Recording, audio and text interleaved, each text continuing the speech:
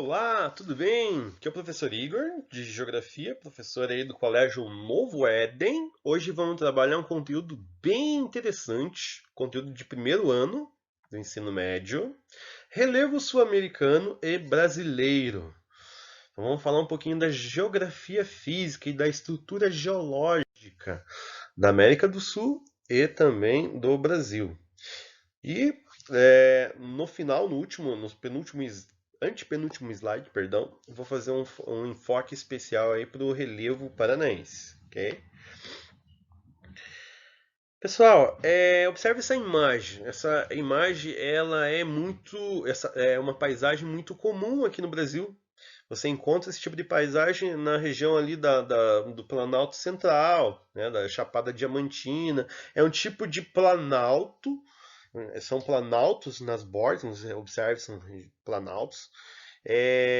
Se assemelha também com a Serra do Mar, porque você observa ali que existem até algumas escarpas ali, né?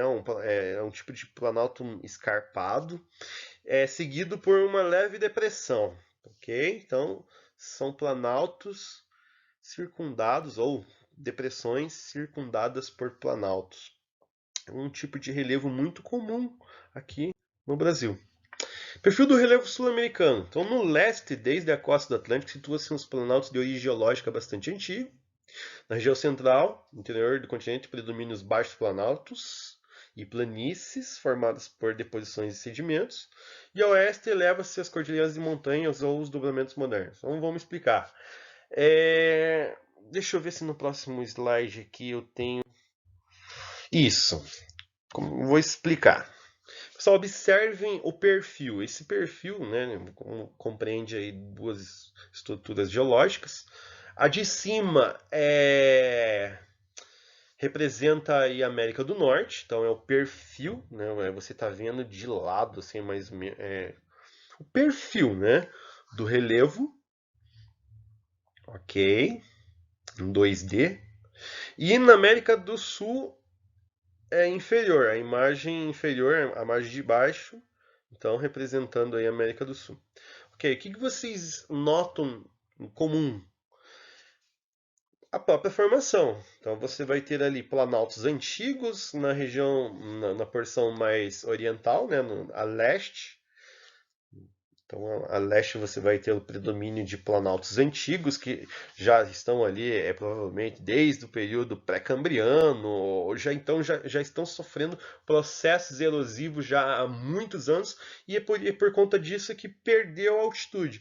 Ah, professor, então você está me dizendo que talvez pudesse ter sido montanhas num período geológico, né, no passado maior? Olha, como é que eu posso explicar para vocês? Pode ser que sim, tá? Pode ser que houve, né, um dobramento antigo ali, tá? E que por conta aí do passar dos anos aí houve, né, a influência dos agentes erosivos, né, dos agentes externos, que causou aí a diminuição da altitude. Aí na porção central, tanto da América do Norte quanto da América do Sul, você vai encontrar aí as bacias sedimentares. Então são as regiões de planícies, né? As planícies essas que não superam aí os 200 metros de altitude, são superiores a essa altitude aí, ok? É um predomínio, não quer dizer que necessariamente você só vai ter a ocorrência dessa altitude, não. Você vai ter algumas áreas que até ultrapassam, mas o predomínio é de até 200 metros de altitude. Na porção mais oeste, né, a porção mais ocidental, tanto na América do Norte quanto na América do Sul, aí você já encontra já as grandes altitudes, né? Então, são dobramentos modernos. Como assim dobramentos modernos? Uma era geológica ocorreu aí no período terciário do Cenozoico, que para uma era geológica é recente, né? Para nós é muitos anos, né? 50 milhões de anos atrás, enfim. Então, ali, né, nesse tipo de formação rochosa, os processos erosivos, ainda por conta de ter sido muito recente, não alterou muito sua formação. Então, você vai ter grandes elevações, pontiagudos, né? Não é achatado nos polos, então você vai ter ali. é uma formação alta, né? Proveniente do choque entre placas tectônicas, de atividades tectônicas, ok? Que eu já expliquei na última aula o que seria. Se você pegar e fazer uma análise do planalto, do relevo africano, ele se assemelha muito com o relevo sul-americano, tá? Então você vai ter ali o predomínio de escudos antigos, né, planaltos antigos, e eu até quis mostrar essa imagem, né, que na Pangeia aí, no início da Pangeia, mais 500 milhões de anos atrás, os continentes já estiveram unidos em um único supercontinente. Tá? Então você pode notar semelhanças físicas entre a borda atlântica, ali, a costa atlântica da América do Sul, né, e com a costa ocidental ali da África, as formações rochosas se assemelham em muito, ok? Esse é um perfil. Observe que o perfil norte-americano com o perfil da América do Sul é muito semelhante mesmo, e que a borda já mais ocidental, a costa ocidental da América do Sul, ela se assemelha aí com a costa oriental da África, inclusive em altitude. Então, escudos cristalinos maciços antigos são rochas antigas, estão aí desde a formação do nosso planeta, tá? São rochas muito antigas da era pré-cambriana e paleozoica. Já se apresentam muito desgastadas, né? Principalmente essas que já estão afloradas aí na crosta. Então já recebeu bastante erosão por conta dos agentes intempéricos, né? Que é o apodrecimento da rocha por elementos da própria natureza, né? A água, enfim. Recebe forte processo erosivo. Quando estão expostos à ação dos agentes erosivos, são chamados de escudos cratos aflorados. Quando estão recobertas por terrenos sedimentares, são denominados de embasamentos cristalinos. Então, essa linguagem geológica aí, ok? Professor, precisa decorar todos esses nomes? Não, precisa entender que foi dividido, como que ocorreu a classificação do relevo brasileiro, principalmente a questão dos três é, modelos de relevo que a gente mais encontra no nosso país, né? Que são os planaltos, as planícies e as depressões. Então agora vamos falar um pouquinho mais específico do nosso relevo aqui, tá? Da estrutura geológica do Brasil. Então, o relevo brasileiro é formado por planícies, planaltos e depressões. As formas de relevo predominantes são os planaltos e as depressões. Então, juntos, os planaltos e as depressões formam aí cerca de 95% da estrutura geológica brasileira. E apenas 5% de estrutura sedimentar, tá? Então você vai ter aí o predomínio dos planaltos e das depressões. Você vai ter ali uma faixa litorânea e a bacia e a planície do Pantanal, tá? Então, planície do Pantanal para as planícies litorâneas e a planície amazônica. O resto é tudo depressão e planalto. Planície. Então, o que seria um planície? Planalto, montanha, chapada, escarpa e depressão. Então, planícies são áreas planas onde os processos de sedimentação e compactação são muito maiores do que os processos erosivos. Então, as planícies são áreas que recebem, né, sedimentos provenientes de erosões que ocorrem nos planaltos. Tá? Os planaltos são terrenos mais altos, são os terrenos mais elevados aí, né? Com altitudes a partir aí de 300 metros, você vai encontrar aí formações de planalto. Muitos alunos associam aí Planalto com morros, com serras, com pequenas montanhas aí. Pessoal, isso aí é senso comum. Você tem que levar em consideração, tenta imaginar que em cima de um Planalto você encontra cidades, você encontra estados, às vezes um país aí de pequeno, um país pequeno aí está aí faz em cima de um planalto, tá? Compreende aí um planalto. Então, os planaltos, pense aí, são faixas de terras enormes, tá? Com delimitações territoriais aí gigantescas, tá? Então, tente associar, tente imaginar na sua cabecinha que os planaltos não são morros, montanhas, montes, enfim, mas sim volumes, né, de terras em faixas mais, né, com altitude superior a 300 metros, aí que pode se estender aí por estados e países, enfim. Montanha, sim, já pode ser um conjunto de montanhas, né? E você pode encontrar uma montanha de pequeno porte, não sei se existe montanha de pequeno porte, mas enfim, aí sim, montanha você já pode associar como sendo algo mais de localização mais específica. Geralmente as montanhas, né, para nós, né, na linguagem geográfica, a gente conhece os dobramentos modernos, né, que formam essas montanhas, onde tem altitude aí que parte dos 3.000 metros, né, um conjunto de montanhas você pode chamar de cordilheiras de montanhas.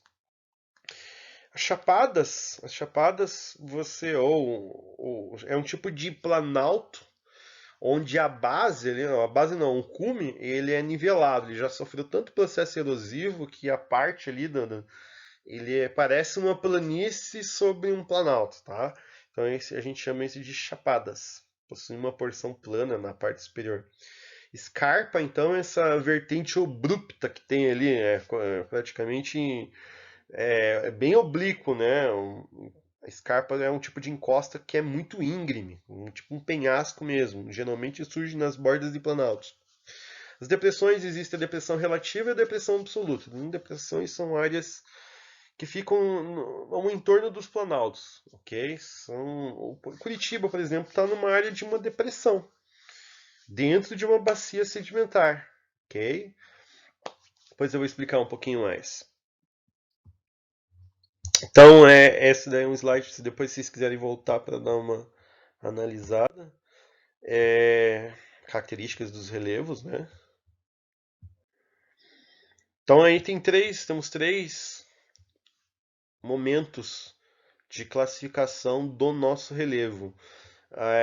Em 1940, o nosso relevo foi classificado por Haroldo de Azevedo, em 58 por Assis Saber e em 1955 por Jurandir Ross. Lembrando que são períodos cuja tecnologia ela tem uma certa influência, tá? Em 1940, Haroldo de Azevedo, né, ele não tinha tantos aparatos tecnológicos aí para poder catalogar ali, fazer suas pesquisas. Então, o relevo, né, com base na classificação de Haroldo de Azevedo, ele se, ele se, ele se formava a partir de duas unidades, né? O dos planaltos e das planícies. Então, para ele, a característica do relevo brasileiro era de planaltos e planícies. Então, não tinha essa ideia ainda de depressão, ok? Então, as planícies, para ele, a altimetria era o que prevalecia, né, para classificar o relevo. Então, se a altitude fosse de até 200 metros, era uma planície. Se a altitude era superior a 200 metros, era planalto. Então, a classificação de Azevedo era basicamente isso. Ele apresentou 8 unidades de relevo: Planalto das Guianas, Planalto Amazônico, Planalto Central, Planície do Pantanal, Planalto Atlântico, Planície Costeira, Planalto Meridional e Planície dos Pampas. O que muda para o próximo Então, tá aí as 8 unidades de relevo, tá? Classificado aí pelo nosso grande amigo Haroldo. Outro personagem aí muito importante para a geografia é Assis Napsaber, tá? A pesquisa dele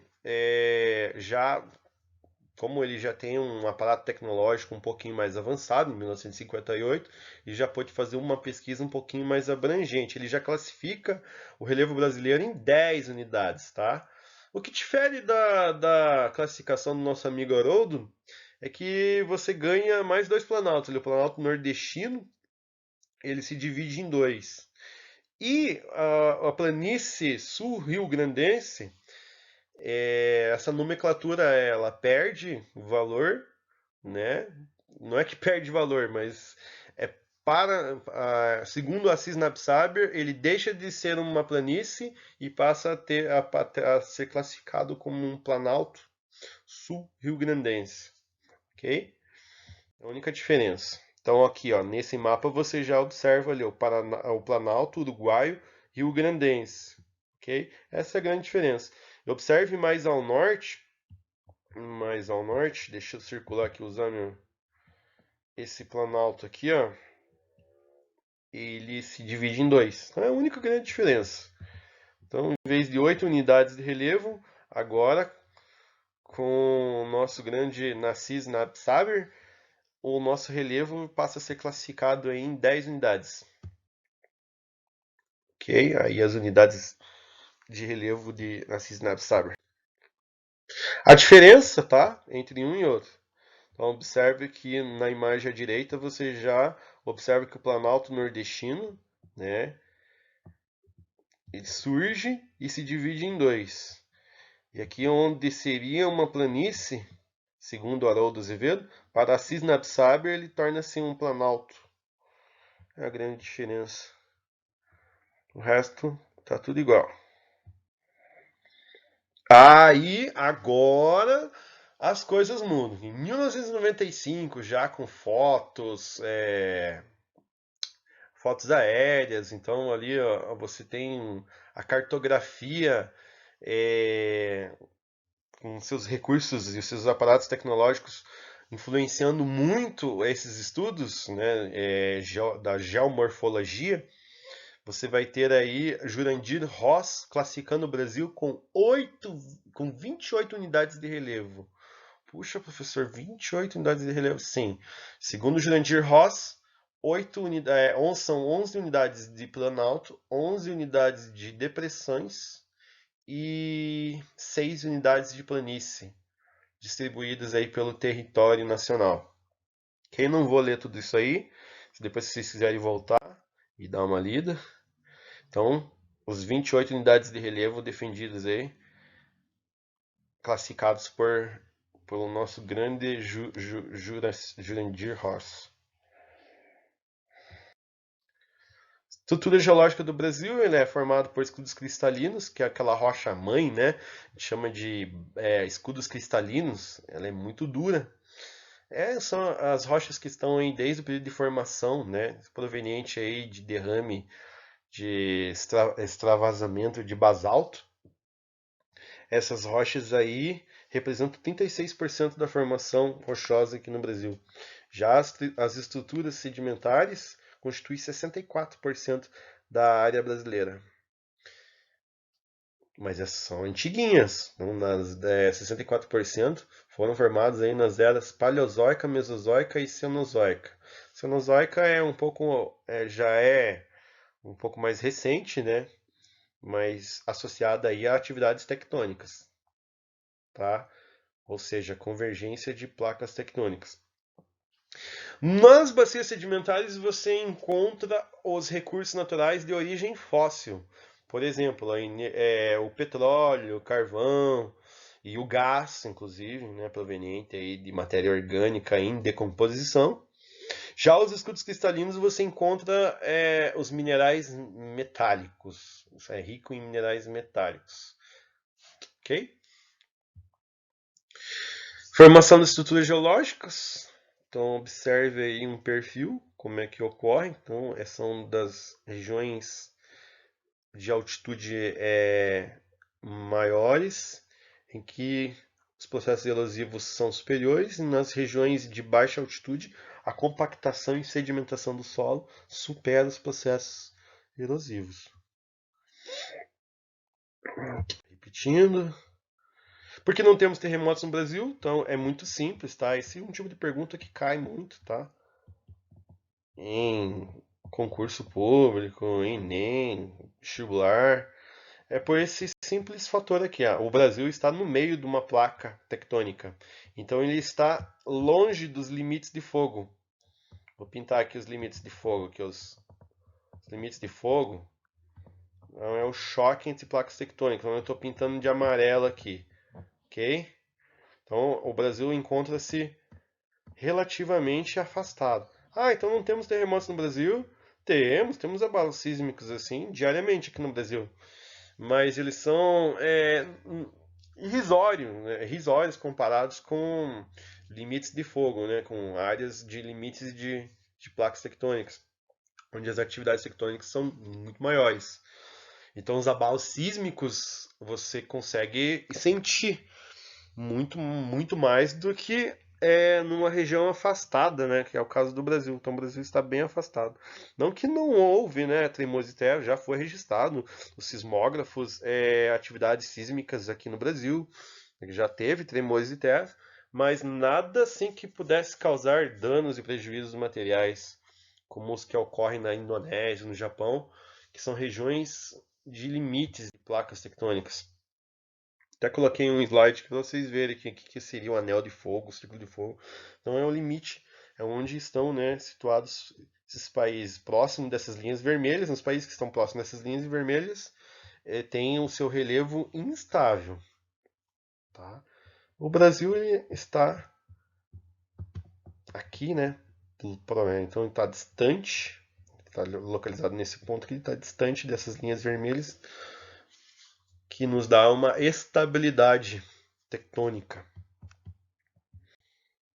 Pessoal, como eu havia prometido no início, né, da videoaula, eu ia fazer um enfoque especial aí para o nosso relevo, tá? Então vamos estudar aí, fazer um breve resumo do relevo paranaense. Peguei um perfil aqui, então da porção mais oriental, da direita para a esquerda, até a porção mais ao ocidente. Vamos ter aqui uma pequena baixada litorânea, uma pequena faixa de planície, né? Aqui, nessa porção. Aí você vai encontrar a Serra do Mar, a Serra do Mar, a Serra do Mar que é o início do primeiro, se dá é a borda, né, do primeiro Planalto Paranaense, é o Planalto Cristalino, primeiro Planalto Paranaense, tá ok? Aqui já mais, né, descendo um pouco, você vai ter uma bacia sedimentar, né? Você vai ter uma zona de depressão, uma área de depressão. Então, Curitiba está situado nesta área aqui, nessa depressão aqui. Aí vamos ter uma pequena bacia sedimentar onde está Curitiba e região metropolitana, ok? E indo mais a oeste, você encontra a Scarpa Devoniana que dá início ao segundo planalto paranaense. O segundo planalto paranaense é o planalto paleozoico, constituído aí por rocha sedimentar do período devoniano, lá da era paleozoica. Então, segundo planalto paranaense, é o planalto de Ponta Grossa. E aí, continuando o nosso trajeto aqui, vamos encontrar a Serra Geral e a Escarpa Esperança. Então, saindo dos Campos Gerais, você já começa a encontrar aqui uma porção, né, de uma formação rochosa proveniente aí de basalto, de um afloramento de uma rocha magmática, de rochas vulcânicas, que ocorreu aí há milhões de anos atrás, né, um grande derramamento de petróleo, derramamento de trap, que é o que o nome, né, pelo menos é esse, é um grande derrame de lava. Essa lava aí que quando se consolidou, né, se solidificou aí sobre a crosta, formou aí um solo rico. Você sabe que o intemperismo é a decomposição da rocha, a rocha florada. Então, o intemperismo, que foi a decomposição dessa rocha basáltica. Nossa, professor, tá falando muita coisa difícil. Enfim, a decomposição dessa rocha deu origem a um solo muito fértil, que chamamos de solo de terra roxa, aqui no terceiro planalto, ok? O roxinho aqui é o terceiro planalto paranaense. Planalto de Guarapuava. Pessoal, tem atividades da apostila, página 27, 28, 38 e 46. No caderno de atividades temos atividades nas páginas 11, 12, 13, 14, 15, 16, 17, 18. Tem tanta atividade assim. Não, então fique tranquilo, eu já dei uma olhada ali. Tem umas páginas que tem um exercício só, ou dois, é bem tranquilinho de fazer. Ok, pessoal? Muito obrigado, tudo de bom para vocês, um abraço, tchau, tchau.